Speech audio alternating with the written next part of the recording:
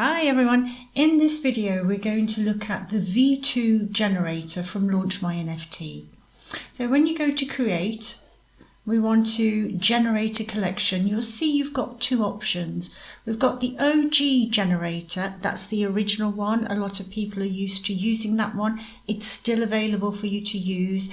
Please go ahead and have a look at our previous video for that.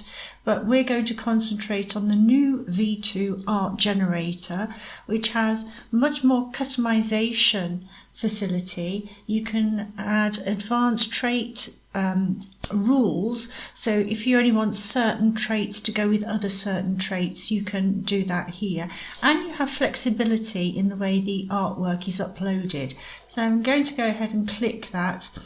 And you can see you have two options for uploading the artwork. You can go ahead and use a standard artwork folder. The format is the same for that as the OG generator. If you want an example, you can download it here. And I'm going to show you an example download folder.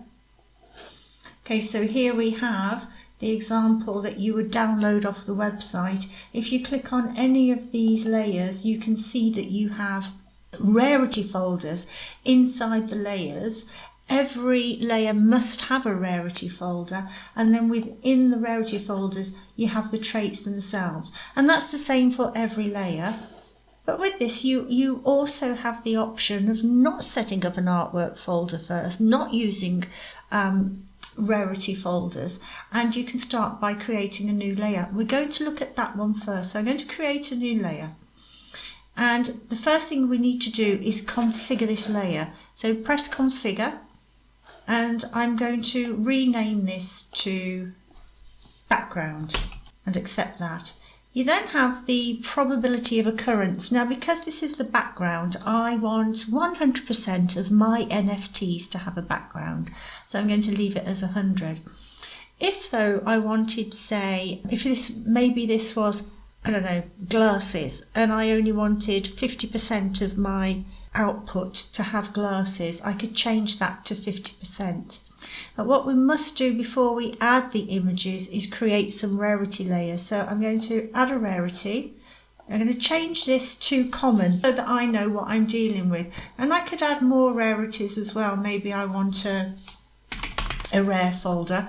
You must understand though that the word common and rare that I've put in there will not appear in the metadata. It's just for me to understand what I want the most of and what I want the least of. So I want 80% of the traits in my common folder to show and 20% of the rare. Once you've set up your layer, maybe I've made a mistake. I could now delete this and create a new layer. But once you've set up your layer and you're happy with it, press confirm, and now we can add the images.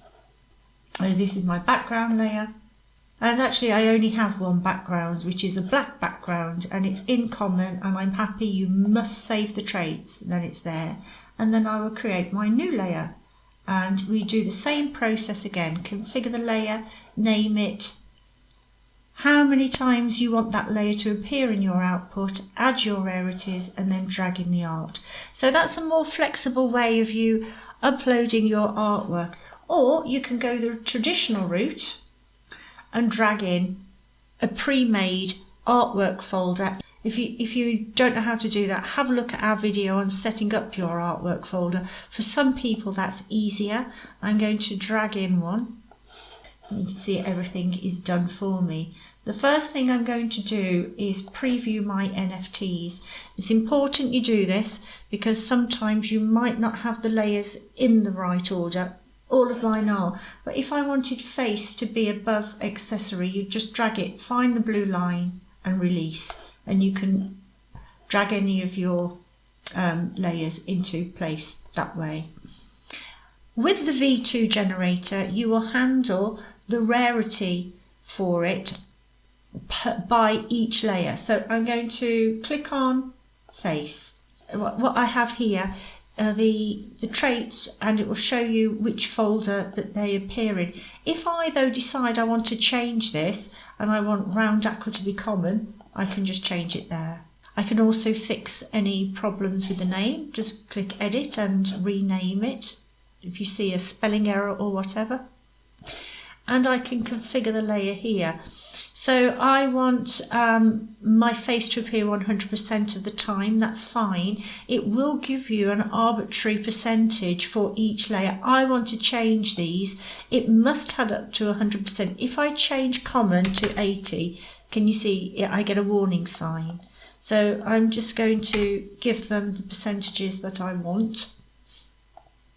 And it adds up to 100. You must always press confirm. If I go to accessory and I go to configure layer, and now I've decided I don't want the accessory layer, I can delete it. Okay, and now it no longer appears. And then I decide I want it back, I can create a new layer here. And the first thing I would do is configure the layer. I'm going to give it a name, accessory, and I want it 100% of the time.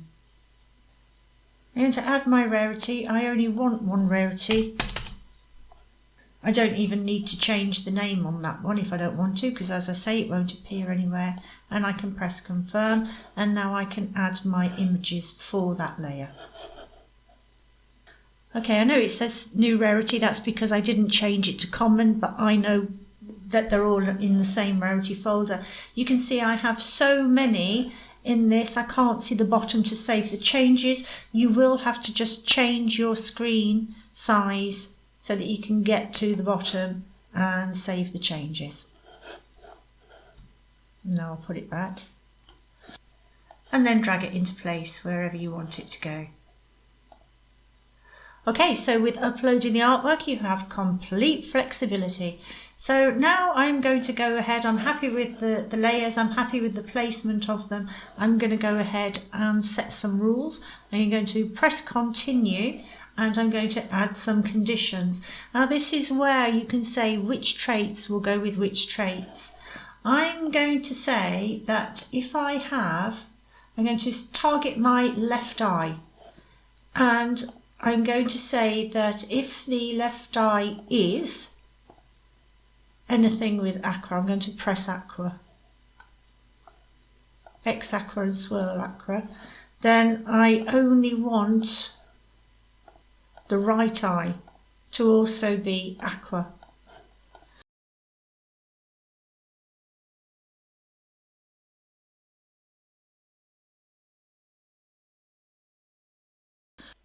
I can also add another then statement. So I know that I'm targeting the aqua, and I only want to, and I don't want anything that's got aqua eye to have a mouth. So I can hide the layer mouth. And then if I want to add another condition, I can say I want to target pink eyes. I can add the condition here, the if condition, and then add my then statements. I don't want to, I'll just delete those. It's very easy to get your filtering rules into place. Be aware though, the more rules that you do put in here, it will take slightly longer on the generation because it has to go through and filter through all the logic. Once you're happy with that, we can hit continue. We get to the details page. So here we put the target output of NFTs to generate. It defaults to 20. We can go up to 10,000. I want 100. And then the image format. You've got the option of PNG or JPEG. I'm going to leave it at PNG. If you have some GIF layers in there, you can use either PNG or JPEG. It will pick up on the fact that you've got GIF in there and it will produce a GIF output for you. The NFT name, well, I'm just going to call mine V2 Demo. And then you see the hash at the end of the name, leave that in place, and then behind that will go the number of the NFT. The symbol, how it's identified on the blockchain, I'll just call that demo. You can have up to 10 characters in Latin script for your symbol. The start collection from 0 or 1, it's traditional to start a Solana collection from 0. So I'm going to change it to 0. EVM would probably start from 1. So you can select as appropriate, and then you can include rarity or not. If you want to include rarity, tick the box. The rarity on LaunchMyNFT is included as a trait within the JSON file, so it's included as an attribute. Some people want it, some people don't. I'm not going to include rarity. Rarity is also recalculated when it gets to secondary anyway. And then you have the NFT description, and this is the description which appears on the NFT itself. If we have a look at Blockchain Guardians here and click on an NFT, this is the NFT description. If I leave name as a variable here, it means that it would appear as the name of the NFT, so V2 demo, and then the description. So that's what I'm going to do. You now have the option to include one-of-ones. I'm going to add my one-on-ones. So I've added my one-on-ones, you can see them down here, and then you have the option of where you want them to appear in the collection, at the start, at the end, or randomly throughout. When you come to upload this, you can shuffle the mint order anyway, but I want these to be randomly throughout. I'm really happy with what I've done, so I'm now going to start the generation. On some browsers, you'll be asked to select a folder. On some browsers, it will go automatically to the download folder. So I'm going to select my folder and wait for the generation. Okay, my artwork is now all ready, and I can now upload to LaunchMyNFT. But before I do that, I want to check the folder. I recommend everybody does this just to make sure the artwork is okay. So here's my generated folder. I'll have a look at the images. You can see my one-on-ones are scattered throughout that. Everything looks fine. I'm going to show you what the metadata looks like for a one-of-one. And what you can see is that it has a trait type of special and a value of one-on-one. You might want to actually have name the traits in there. That's fine. When you go to upload the collection, you can change it in the NFT editor. Then we'll go back to the website. You should be ready now to upload your art. So what you do now, go ahead and have a look at our upload video, which will show you the next process.